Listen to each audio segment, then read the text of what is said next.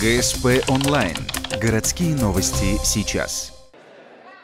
В Ухтинской школе номер 2 прошел мастер-класс по мини-футболу. Провели его игроки местного клуба «Ухта». 6 спортсменов во главе со старшим тренером начали занятия с разминки. Куда же без нее в одном из самых популярных сегодня видов спорта. Также в программе особенного урока физкультуры была отработка игровых элементов и, конечно же, импровизированный матч. Такие мастер-классы мини-футбольный клуб проводил и ранее, но с тех пор прошло несколько лет. Теперь традицию решили возродить.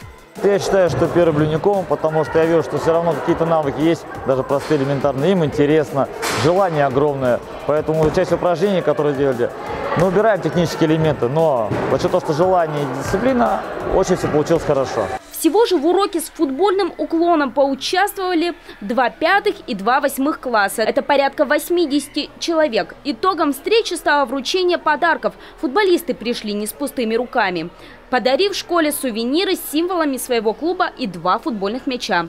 Теперь такие занятия они хотят сделать регулярными.